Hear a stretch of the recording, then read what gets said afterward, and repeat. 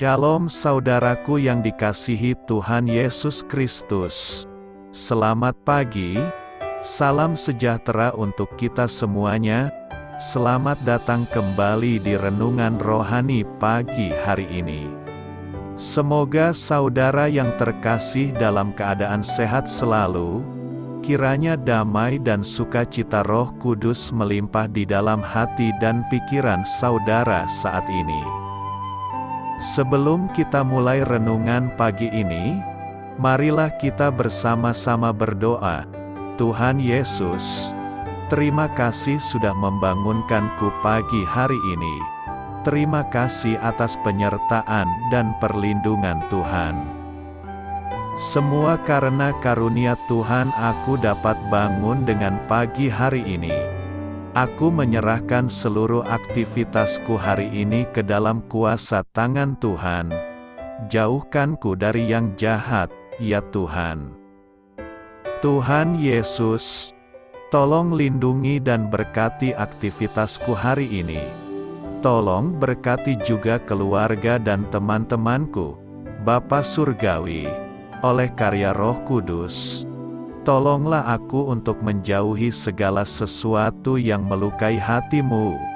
Ampunilah segala dosa kami, ya Tuhan. Dalam nama Tuhan Yesus, aku sudah berdoa. Amin.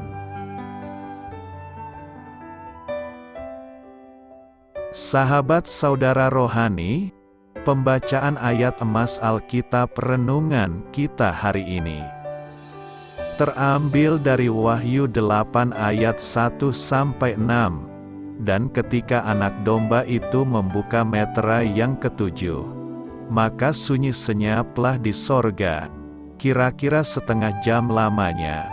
Lalu aku melihat ketujuh malaikat, yang berdiri di hadapan Allah, dan kepada mereka diberikan 7 sangkakala.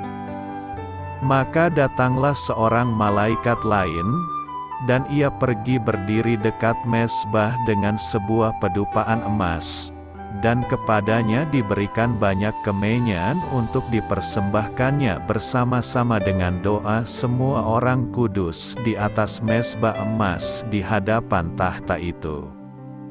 Maka naiklah asap kemenyan bersama-sama dengan doa orang-orang kudus itu dari tangan malaikat itu ke hadapan Allah. Lalu malaikat itu mengambil pedupaan itu, mengisinya dengan api dari mezbah, dan melemparkannya ke bumi. Maka meledaklah bunyi guruh, disertai halilintar dan gempa bumi. Dan ketujuh malaikat yang memegang ketujuh sangkakala itu bersiap-siap untuk meniup sangkakala. Wahyu 8 ayat 1-6.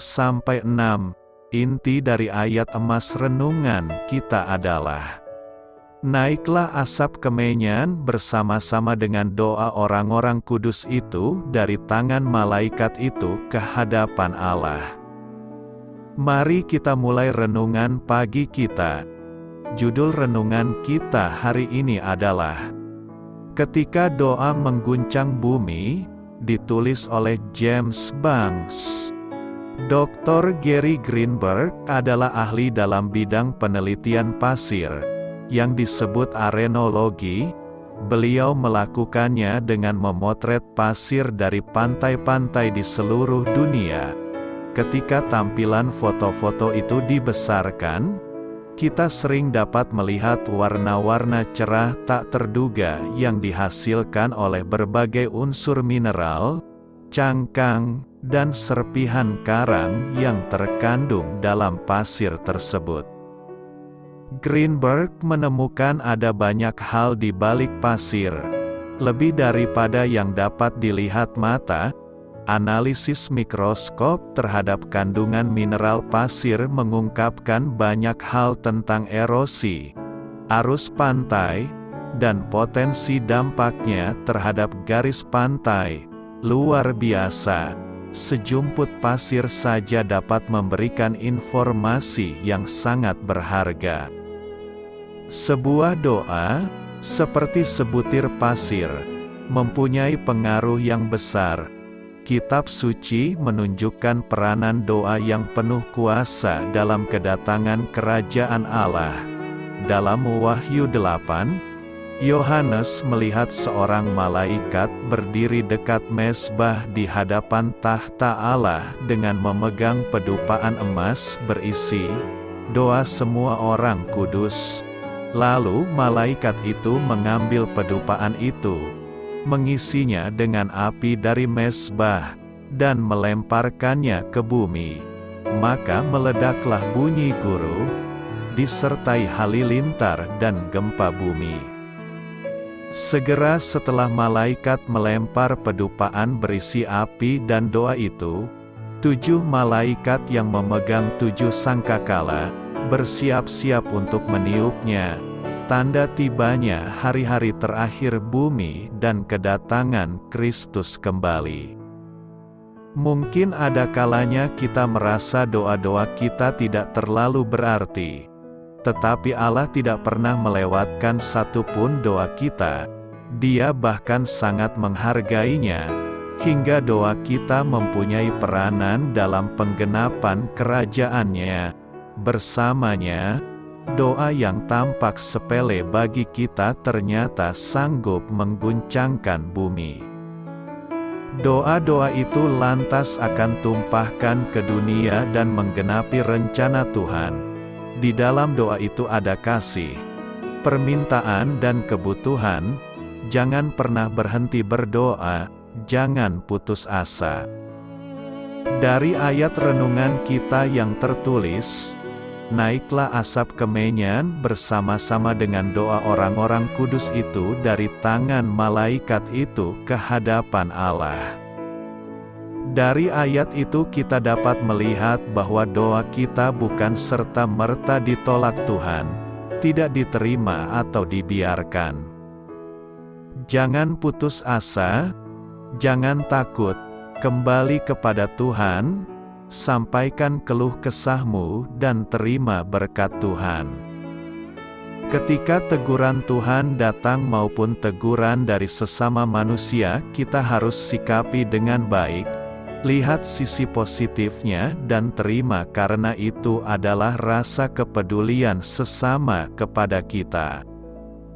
Dari kitab Wahyu itu kita dapat melihat bahwa kekuatan doa itu sangat besar dan sangat kuat hingga membuat dunia bergetar.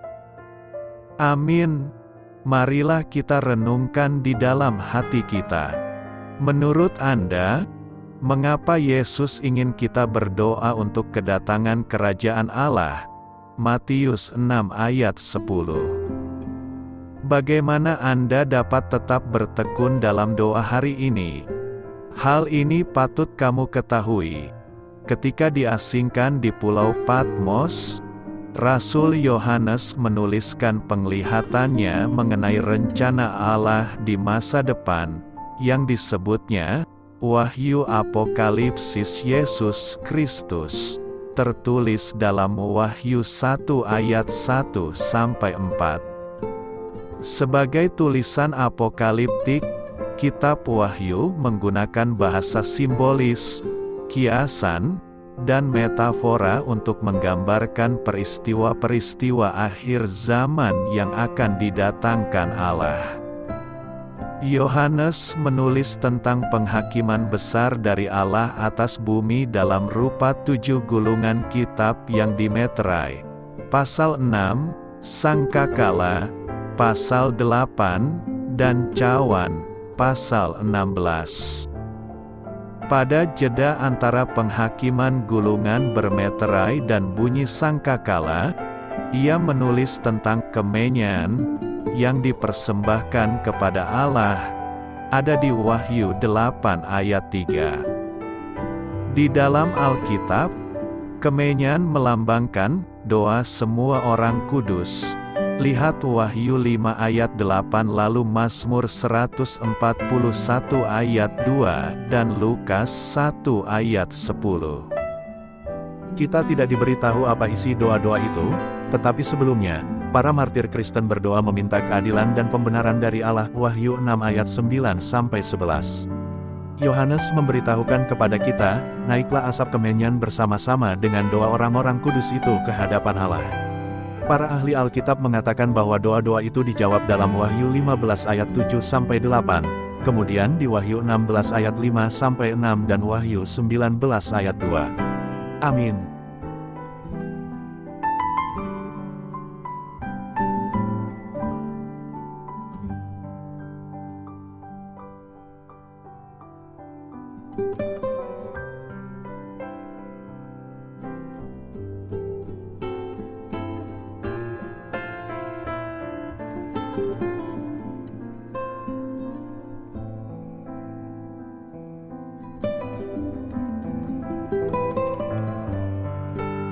Marilah kita renungkan sahabat saudara rohani.